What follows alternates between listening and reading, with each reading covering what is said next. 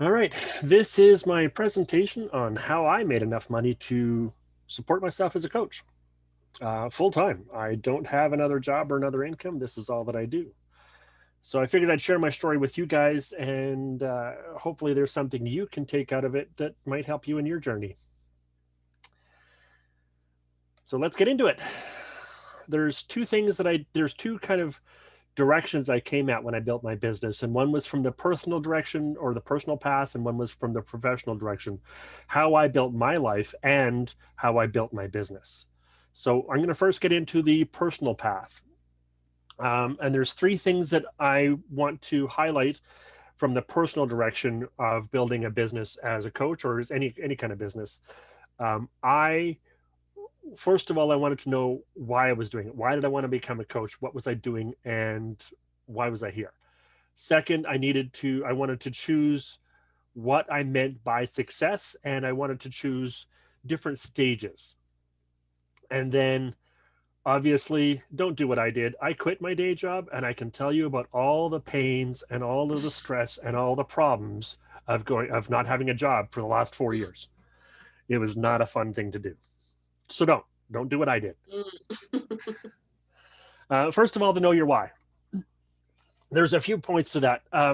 Why do you want to be a coach? What is it about coaching that attracts you? What is it about coaching that makes you like it? For me, I went through a pile of stress and problems when my wife left. I'd been going through problems for decades before that. So I chose to become a coach because I had figured out some things and I wanted to help other guys figure out those same things that I'd gone through. So, and what makes you think that you can coach? Well, that's a different question than why I want to coach. What it made me think I could coach is people were asking me for help, Mm. and what I was offering was helping. Mm. Whether that was advice or whether that was just listening to them. Oftentimes, it was simply listening to them, giving a heartfelt ear to whatever they wanted to talk about. I'd give them some of my thoughts on the subject, but mostly it was just listening to them. So it made me think I could coach. I People liked what I said. Who do you want to help? This is an important question, and a lot of people focus on the target audience or your ideal client or whatever, and there's something to that, and it's really about who is the person you want to help. For Right. me, it was a version of myself. It was an earlier version of who I was, because when I was going through a lot of stress and problems, I couldn't find help. So when I found solutions to some of those problems, I wanted to dive in and help other guys that were having similar problems.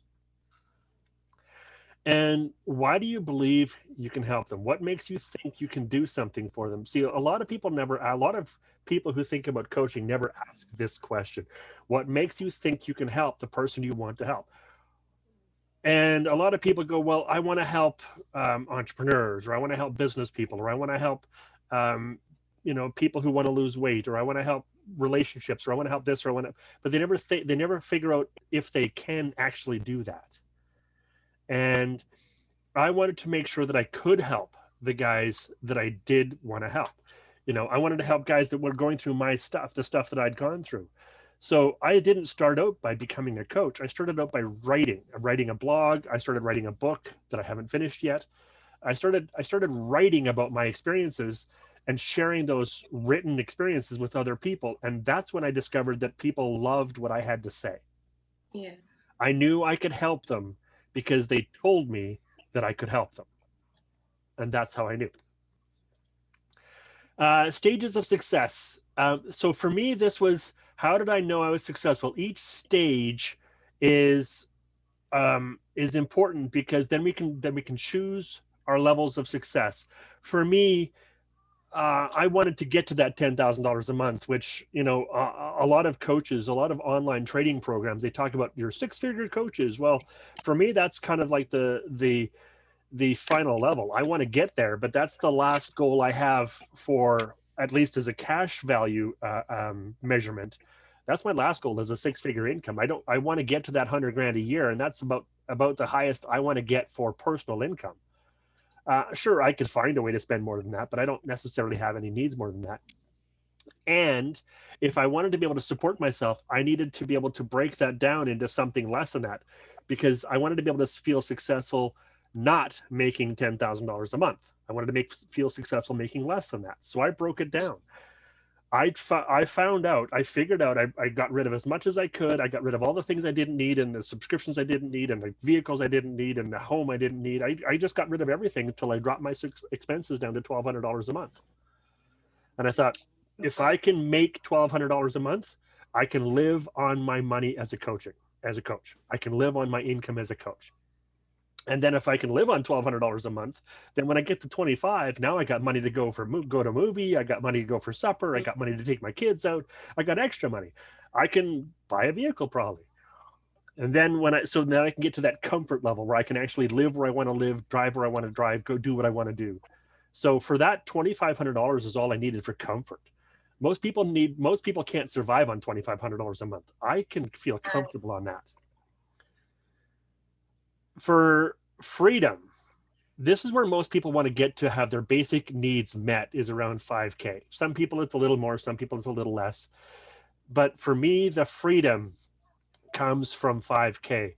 If I can live on $1,200 a month, for $5,000, I can live like a king.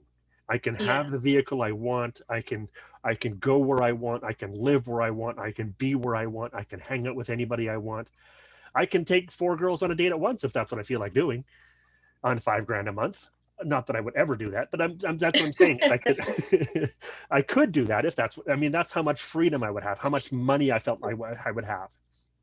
And never mind, when I got to that 6-figure income, when I got to that $10,000 a month, I would have enough money to give a lot of money back to my community. I would be able to sink into not just to charities and donating money here and there, but actually build some things that I want to build to serve the people who are asking me for help. There are programs and places and actual buildings that I want to buy and build to serve people who want the help I'm offering. And that I can do for anything $10,000 a month or more. That's where I want to get to that place. When I start making six figures, that's when I intend to spend a good portion of my money sinking back into helping the people who can't afford to buy the help I want to give them. So that's the stages of success for me. When I make it now, I'm making about $1,500 a month. So I'm at survival. I'm at the first stage. I can live on my income. When I get to the next stage, then I'll talk about bragging about my lifestyle. For now, we're here. Mm-hmm. The next stage is don't quit your day job. This is what I did. I quit. But then I didn't quit because I wanted to become a coach. I didn't quit because I was trying to become a writer. I quit because I really hated working and it was damaging my mental health. There were 2 things that I didn't know beforehand that were damaging my mental health. And one of them was having a job and the other one was being married. The 2 things that most people want from their lives, especially most guys that I talk to, the 2 things they want most in their lives is a job and a wife. And those were the 2 things that hurt my mental health the most. And it's because I had a job I didn't like and a wife who didn't like me. So for me, once I got rid of those 2 things, once I got rid of the job, it was okay. But I tell you, I lived on $800 a month for 2 of the last 4 years. And for a year and a half of the last 4 years, I had 0 income. I lived completely off of my girlfriend. She supported me in every way, including money to go dancing once in a while. She gave it to me. So I don't recommend that lifestyle. It wasn't fun. It wasn't comfortable. It wasn't easy. And yet it was what I had to go through to get here. So Don't quit your job. It's not as fun as you think. You're not going to make a living. You're going to make a living far slower without a job than you would if you had a job. Contrary to what you might think. Continue to advance in your career. As you become a better coach, as you learn what coaching is about and how coaching works, you'll actually be able to do your career better. I can't count how many times I've heard coaches say that as they became familiar in the coaching industry, their job became easier and easier, and they were offered more and more promotions. Do that. advance your career. Keep going, because a coach will make you more conscious of how to interact with people, and more able to get what you want out of your life. And that's an indication that you're doing it right, that you're getting where you want to go, and that you're going to be a great coach. So keep going. And if you hate your job, don't quit and become a coach, because coaching is not going to give you the life you like. It's Coaching is not going to become your success career if you don't have a job. Like, if you hate your job, just go find another job. Like, seriously, go find another job. If I could tell younger Andy one thing that he did wrong, is he didn't go find another job. Go find another job. Don't do what I did. It was painful. And becoming an entrepreneur is not going to fix your shitty job. Yes. Becoming an entrepreneur is a completely different mentality than being an employee. It's that analogy of trying to teach a fish to climb a tree. It's just not Oh, goodness. It's just not the same thing. You know, people don't live in the ocean. Fish don't live in trees. There's a reason for that. If you're an employee, go be an employee and figure out how to be an entrepreneur while you're doing that. Yes. But don't quit and try and become the other, because it's not a switch you can flip. It's a True. skill you gotta learn. You need money to be an entrepreneur. You need money, and it's a completely different mindset. Like, everything Right. has to change. Everything about your life has to change. That's exactly it. And then there's the professional path. So that was the personal path. That was all the things that I did in my personal life to become a coach. And this is the second thing that I did, the professional path. The first thing I did was I hired a coach. The second thing I did is I started coaching people for free. And the third thing I did is I got trained. And that's the order I did it in. Now, I'm not suggesting that's the only order or the right order, but that's the order I did it in. First of all, I hired a coach. When I got a coach, I didn't hire her per se, but I did have a coach. She was coaching me for free. She coached me for free for 8 months. And eventually I did pay her. I've been paying her the past 6 months. So she's been coaching me well over a year, and I paid for almost half of that. If you want to make money as a life coach, buy a life coach, hire a life coach, spend money on coaching. It's damn hard to support an industry that you're not willing to support, or to be supported by an industry that you're not willing to support. It's almost unethical. So if you want to make a living as a coach, help another coach make a living. Yeah. And the best way to learn how to coach is by being coached. The best way to learn how to help other people is by having someone help you. Is having someone help you do what you want to do for other people. The most wisdom I have, the most skills that I have, the most training that I have comes from that 14 months of working with my own coach. She has been brilliant in helping me figure stuff out and figure out how to answer questions and figure out how to ask myself questions. All the hard stuff she's taught me. Now, I'm sure there's other skills along the way, but she's helped me figure them out. And if you can't afford a coach, many coaches, the one drawback they have to hiring a coach is they can't afford a coach of their own. Well, there are millions of coaches out there who are trying to learn how to become coaches, and all of them are looking for practice. Hire one of them. Yeah. Hire one of them for $20 a month. Hire one of them for free. Hire one of them for $100 a month. I don't care. Just give another coach the practice they need. And if you give another coach, it's like the first point. If you support the industry support you. If you want practice as a coach, give another coach practice. Right? Hire somebody. Whether you can afford them or not. If you can't afford them, get a student. If you can't afford them, hire a paid coach. Either way, have a coach. It's critical to have your own coach. Coach for free. Now, this is what some people call practice coaching. It's where you are coaching some people and in the boundary of this, I'm giving you for free. It's something I would normally offer as a paid program, as a paid service. However, I'm choosing to give it to you for free. And here's the boundaries around what that means, whether that's 1 session or 5 sessions or a year's worth of coaching. It depends on you and your own boundaries. But what I chose to do is a week after I got my own coach, she suggested I just start coaching people. So I put it out on my Facebook and 3 people answered. One of Nice. them coached for 6 weeks and she said, that's enough. I can't do it anymore. And I said, okay. And another one, my daughter, she coached with me for almost a year before she said, okay, I think I've had enough. I got to go off and do my own things now. I'm like, okay. And then the third one, I'm still coaching him. And this has been 15 months I've been coaching him for. So it's, it's important to have your own coaching, your own clients, even if they are friends and family, or if they are people that you've met through some kind of a coaching network and you just want to coach them for free, that's fine. Do that, because nothing makes you a better coach like practicing coaching. Nothing. Where all of my skills come from is by learning how to practice what my coach taught me, by using it on other people.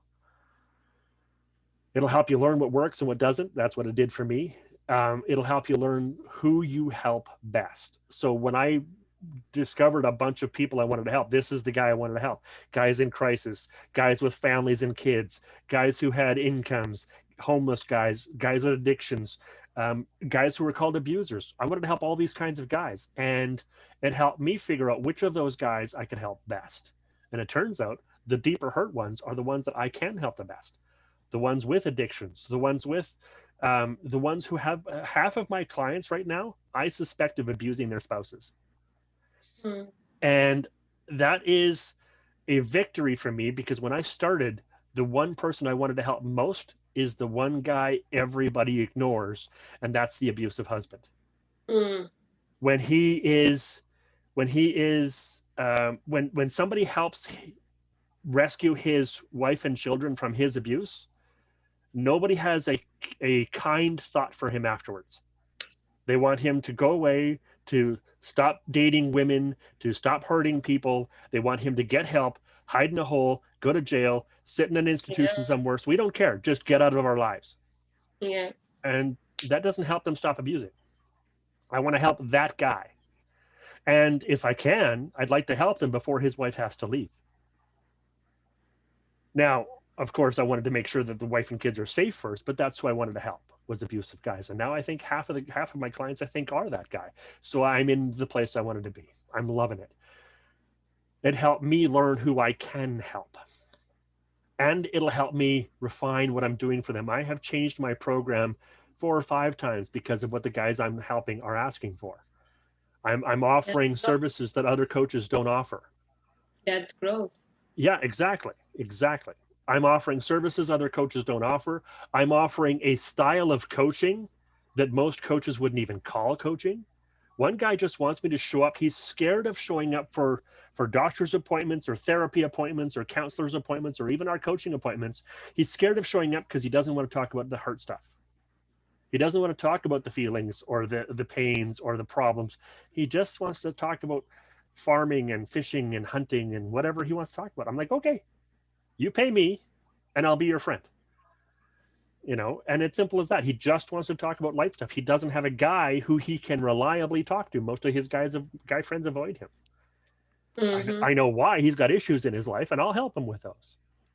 So, it's a matter of learning and growing and understanding what these guys want. So it helped me refine that. Coaching for free did that for me. Get trained. We often talk about, let's go back. We often talk about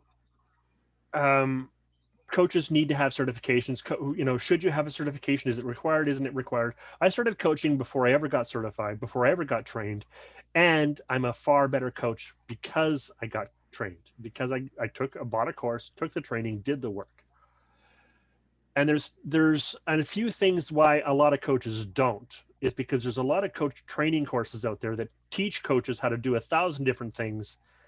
And none of them tell people what kind of coach they make them into. Most of the coaching training courses don't say, I'm going to make you into a business mindset success coach.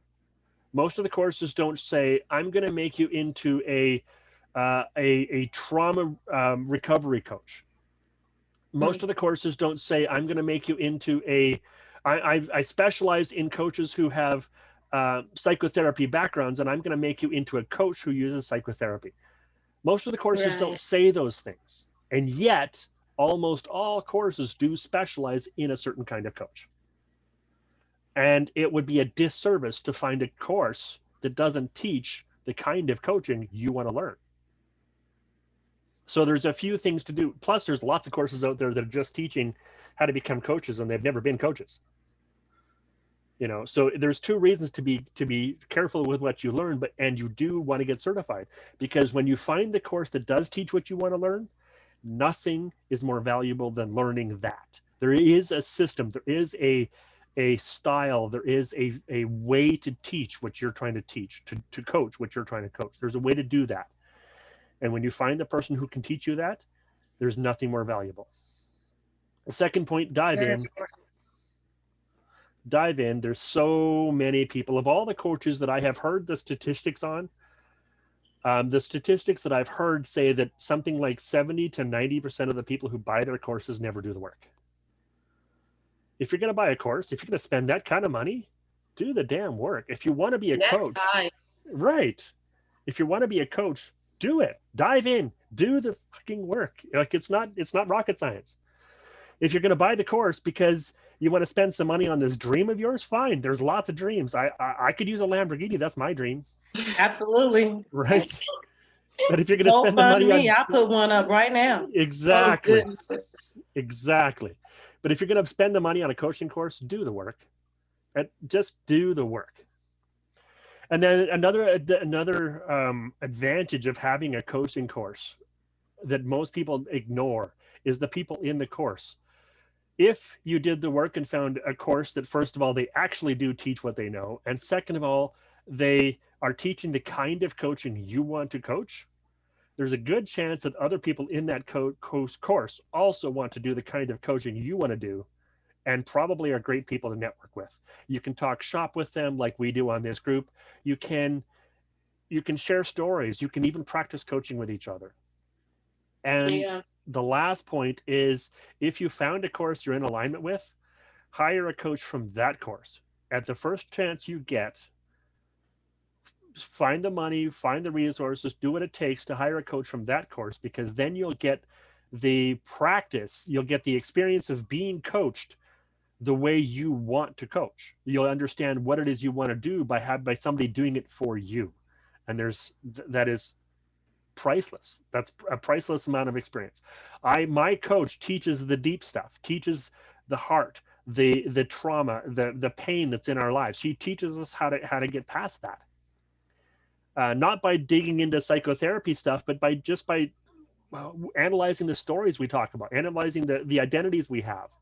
And she digs in, and that's the stuff I want to do. That's the stuff I want to do for these guys.